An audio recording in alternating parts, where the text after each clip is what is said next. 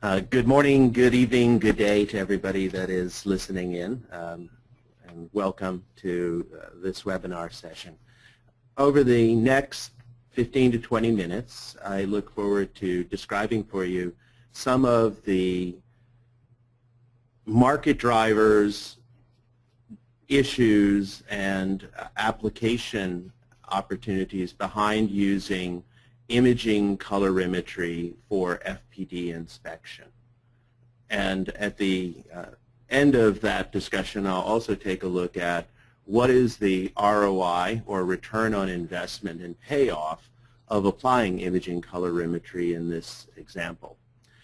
Imaging colorimetry is not necessarily the first thought that one would have relative to how you would test flat panel displays, but it turns out being a highly effective and very flexible solution. To begin with, let's take a look at a few of the market forces associated with flat panel display testing.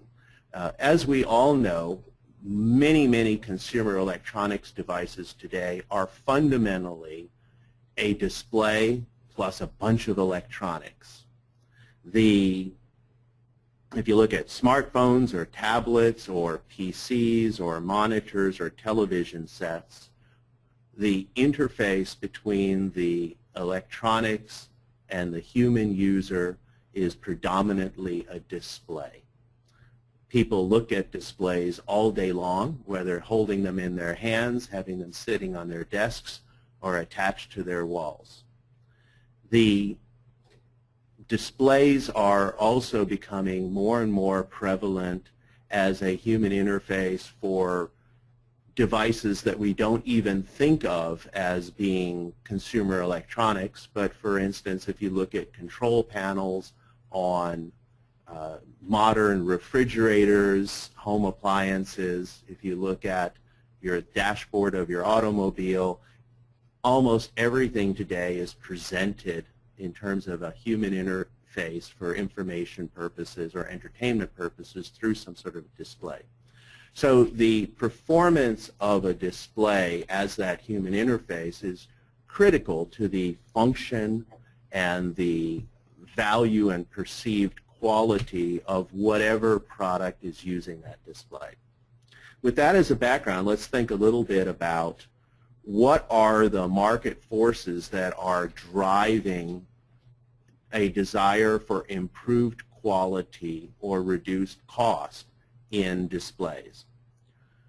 First of all, with respect to the quality of the display, what many customers are seeing is that as we go through evolution of, let's say, cell phones, mobile phones, tablets, displays on laptops, the display quality and capability is continuing to improve from year to year. That creates an expectation from the end customer or the user as to how good a display is going to be. So even if you are not a market leader, you find yourself needing to keep up in terms of a basic expectation of display quality. If you look at the production process itself, we come to cost as being a key issue. In the competitive environment today, companies are either looking to increase profit or reduce costs to remain competitive or to accelerate their competitive advantage.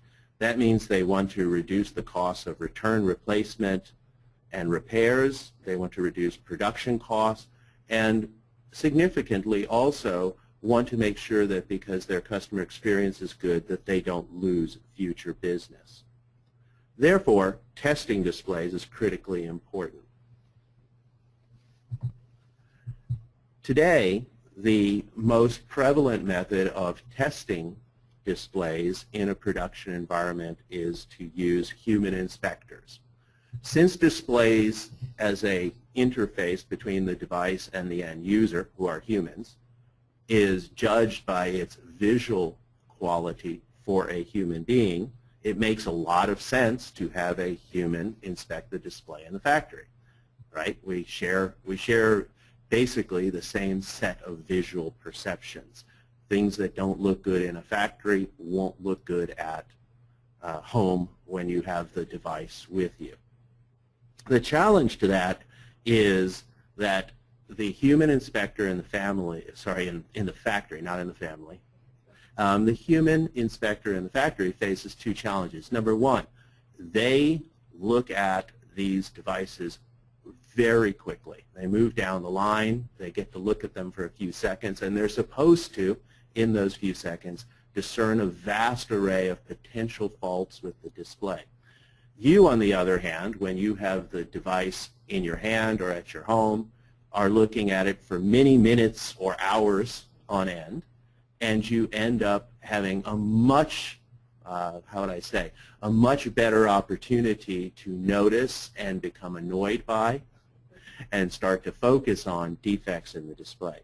So when humans are testing, they face those two challenges. What really ends up happening is that there are some defects that are easy for humans to see, like if a screen was cracked. There are other defects which can be hard for them to see in a very short period of time, such as defective pixels. The other limitation that humans have is that some defects occur relatively rarely. So the inspector is sitting there going, good, good, good, good, good. I wonder what I'm going to have for lunch today. Good, good, good, good. And they get into a rhythm, and then they tend to miss subtle defects. And that's what on the chart I call the rarity effect. Okay, if you look at the chart, it basically tries to illustrate the number of escapes or misses that a human inspector has. And there are two reasons for it: rarity and things that are difficult for them to see in the time that's allotted. It turns out that to hit today's quality levels for consumer devices, humans are barely functional anymore. So one approach to resolving this is to look at imaging colorimeters as a substitute for human visual inspection. Imaging colorimeters are camera-based, CCD-based systems that are calibrated to be able to replicate and quantify human perceptions of light and color. In other words, an imaging colorimeter is a digital human eye. Okay, it has the same sort of response. It has an ability to be actually a highly repeatable and highly regular representation of human vision, and maps to CIE standards, for instance. Once you have an image from an imaging colorimeter, and by the way, you can go to our website and get a lot more technology background on an imaging colorimeter if you like, but I'll assume you'll do that. That's an assignment outside of class. What we are looking at, once I capture those images, I now have to say, or once I have the ability to capture digital images that match human perception, I have to be able to say, what images do I capture in order to replicate the testing that a human would do on a production line?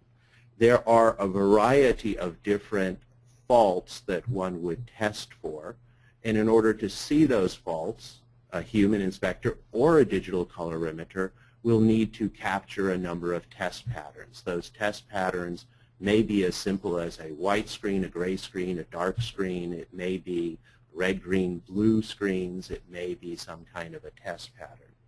So the basic approach then, whether you have a human or a digital eye, is to, on the display that you're testing, look at a number of different test screens, to then apply to that some sort of a analysis or judgment.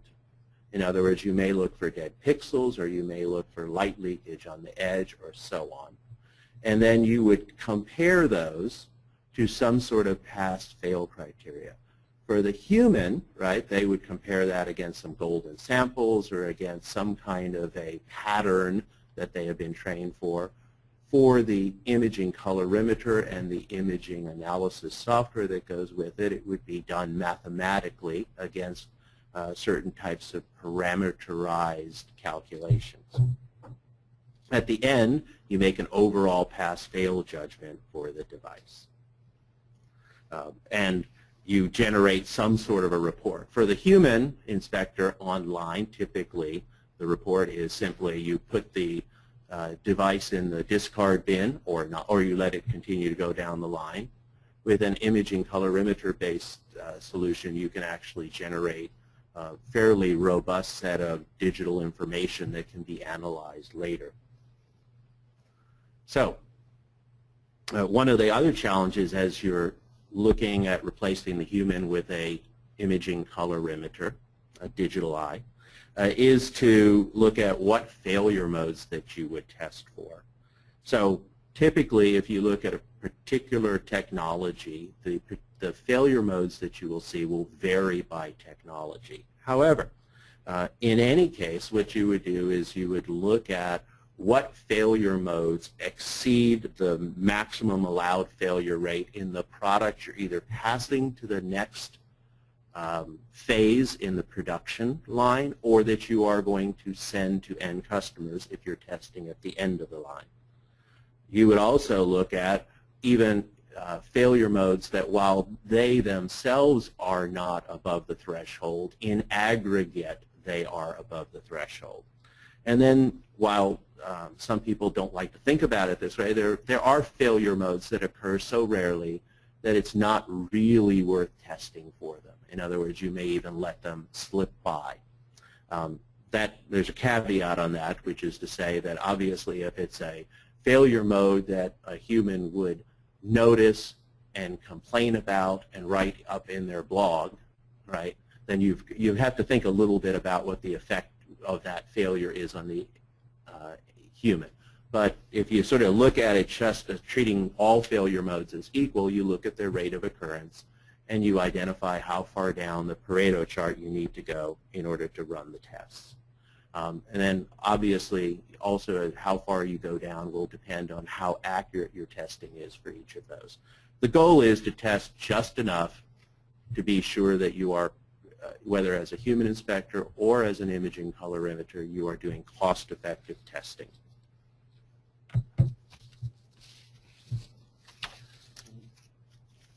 To give a quick illustration of how an imaging colorimeter would work in a production environment, here is an example of a software window that analyzes a particular image from a imaging colorimeter.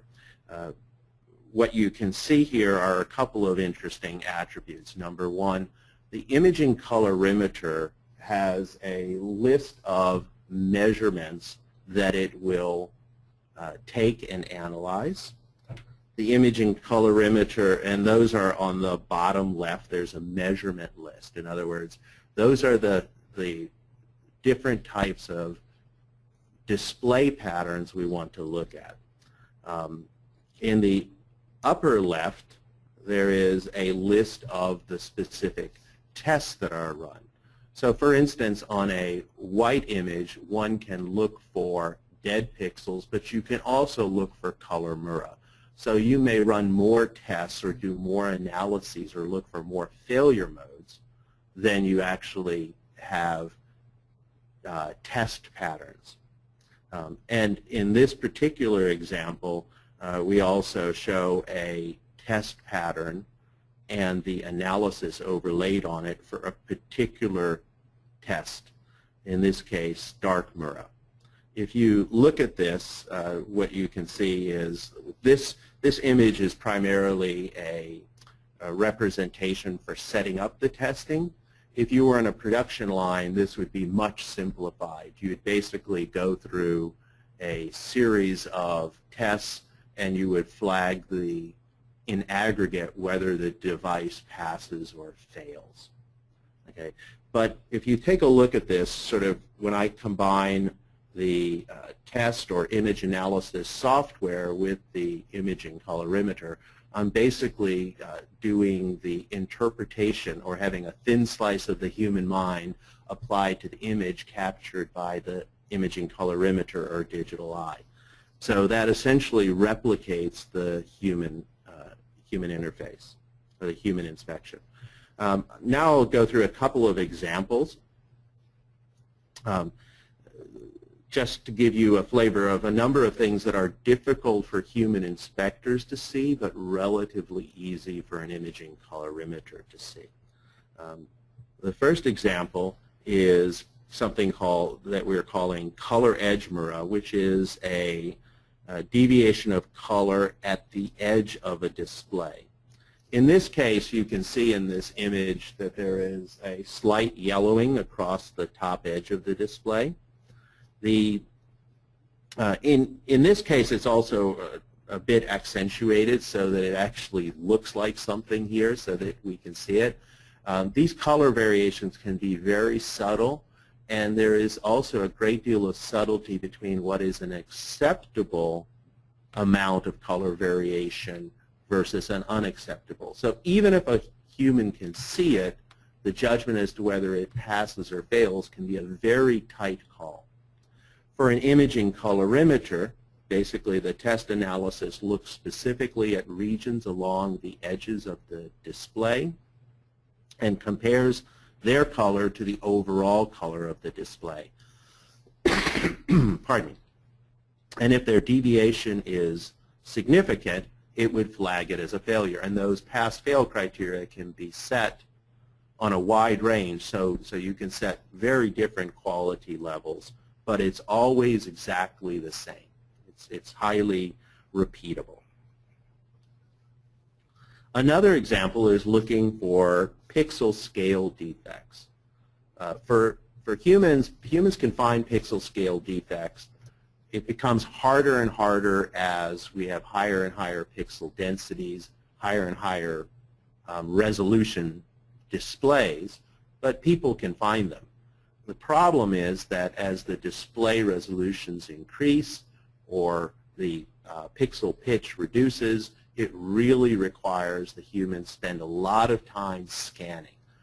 Humans can only focus on a relatively small area at a time and really truly be in focus.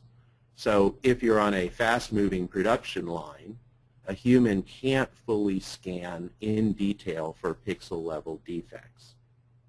However, the imaging colorimeter, because it captures a full image digitally of the screen at once and then can run tests on top of that, it is able to actually process it much, much faster and much more holistically than a human being can. Pardon me. In this case, I showed one example of a screen that was tested, and in this case, we were looking for particle defects, which are roughly pixel sized, very difficult for a human to see. And in this, one of the interesting attributes of this test is that we broke the screen down into various areas, as there are not only requirements for how many of these defects can exist on a display, but how they would be clustered. Finally, the most challenging type of defect to detect for a human is what is called Mura. Right? These are randomly placed, randomly sized, randomly shaped, and essentially randomly bright or dim areas of discontinuity in the performance of the display. For humans to see these, there is a lot of judgment that goes on. You have to decide, is a dim, large, cloudy area significant? Right? How bright does it need to be? What is the contrast? What is the size, and so on. In this example, we are looking specifically at light leakage on the edge of a display, which is actually primarily due to a mechanical defect in how the layers of the display are put together, but it is still something that is seen on a reasonably regular basis. If you take a look at this, you'll see that there are some defects along the bottom edge and then also along the right and left edge. For the imaging colorimeter system, these can be readily identified. They can actually be assigned a quantitative value based on just noticeable differences, which is a measure of how noticeable a Mura is and is independent of its size or shape. Or similar types of numerical values can be assigned, and it can be readily judged as to whether or not this is good or bad against the objectives. For a human inspector, doing this is very hard because it depends on how well their eye has adapted to the dark environment that they're actually looking at this display in.